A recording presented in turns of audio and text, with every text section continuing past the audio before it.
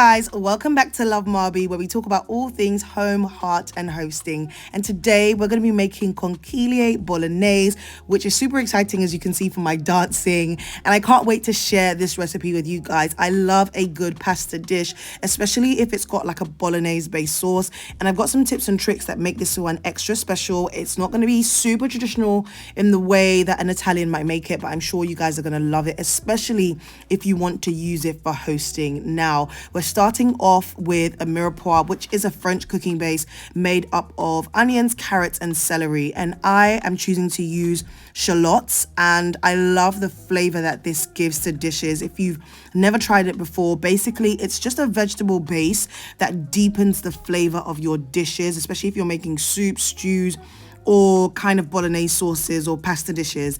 And I learned this from my aunt, but it's a French cooking base, and there's different versions of it in each culture. Some people have sofrito, there's kind of the Holy Trinity when it comes to Cajun cooking or even Chinese cooking.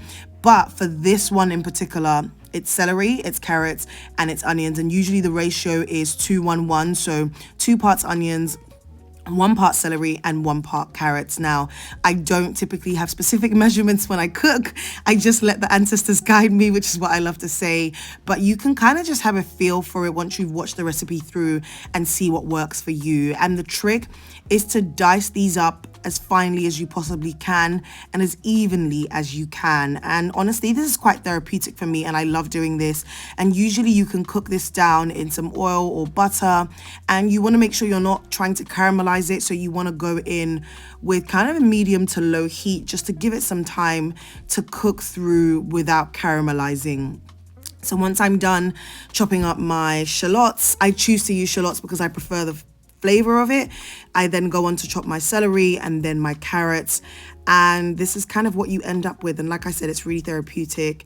And I've gone in with some sunflower oil because I actually ran out of extra virgin olive oil, but I prefer using that typically. And then I've added some unsalted butter, and I let this melt, and then I go in with these vegetables. And once again, I'd encourage you to try cooking on a medium to low heat and not go too high, because when it comes to these vegetables, you want them to sweat down. You don't want them to caramelize. But also, just as a general tip for the kitchen, your pots will thank you in the long run if they aren't worn down by excessive high heat. I know sometimes we like to try and just blaze through things in the kitchen, but honestly, you will feel more in control of whatever it is that you're cooking, and also your pots will thank you in the long run if you aren't cooking on extremely high heat all the time. So turn that heat down a little bit if you can.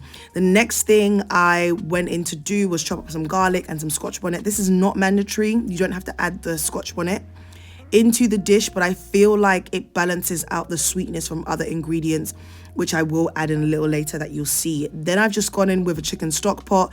You can use a beef stock pot if you would prefer, but I like the flavor profile of using a chicken stock pot, and I love these concentrated ones from Knorr.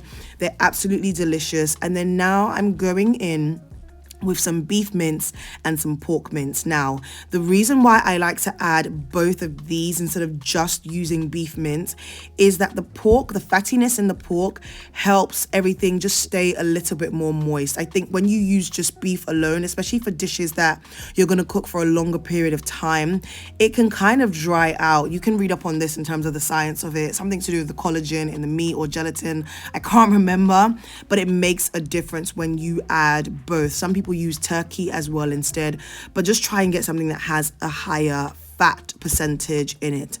Then you can see some of the ingredients I'm going to use. I've got some wine, some fresh tomatoes, some tomato passata, and then I've also got some ketchup and honey, which sounds crazy, but honestly, it makes a difference in the dish. I think everything balances out really nicely. And like I said, this is not a super traditional Bolognese, but it really does work. And I love adding fresh tomatoes, even though I've got the kind of pureed version. I feel like fresh ingredients just lift the dish, and you can taste the difference, and it makes a difference overall. I'm also decanting some chicken stock powder, and I know this gets a lot of hate sometimes online, but I really love having it in my kitchen and using it to add flavor. So now I've added the fresh tomatoes into the pan now that the beef and the pork mince have been sauteing for a while. And then I've gone in with some thyme and some parsley. Normally, I would like to use green seasoning if I had some in the fridge, but I didn't. I ran out. So I was using what I had. And then I added some stock powder. Now, you want to be careful with this because it has salt in it, and I don't add any more salt because I don't need to. I feel I don't need to, but you can season to your taste. Then I added some ketchup and I moved this to the front hob so you guys could see the dish a bit better. And this is what things look like close up. Honestly, some fresh herbs would have made such a huge difference, but I didn't have any on hand. And in the kitchen, you just kind of have to work with what you've got. I went in with some white wine. Now, I know some people use red wine or white wine.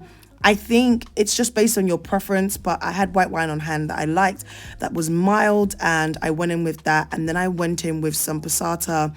You can use chopped tin tomatoes if you prefer, or plum tomatoes, but I wanted to try this out.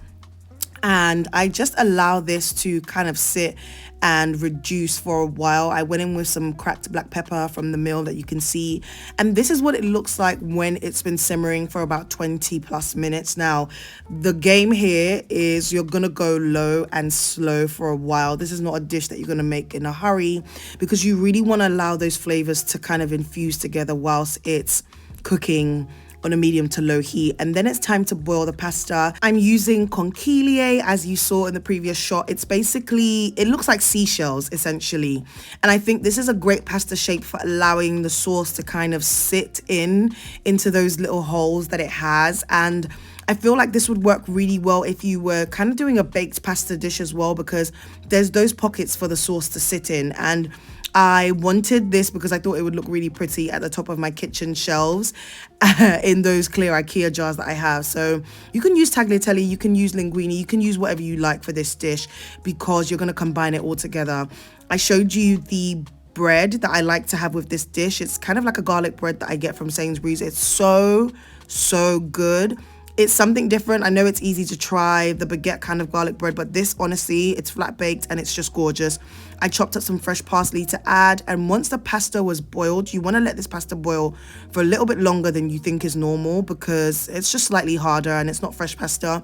I do love using fresh pasta instead for this dish, but this time I'm using conchiglie, and this is what it looks like when you then finally add the pasta to the sauce. And I just love mixing it together. I know for some people they prefer to have kind of the bolognese separately to the pasta, but I love it when it's mixed all together. And if you prefer to add cheese on top once you're serving, you actually can, but essentially that is it. It's actually not complicated at all. You just want to leave the sauce to cook for a while. It takes probably about an hour and a half to 2 hours overall for me. I literally just let it go low and slow and just keep letting the flavors infuse together. And I poured myself a glass of wine and it was time to dish it up. Honestly, this is one of my favorite dishes when I'm hosting because I feel like a little goes a long way. I love having a pasta themed night, especially if I don't have too much money to spend on a grand menu.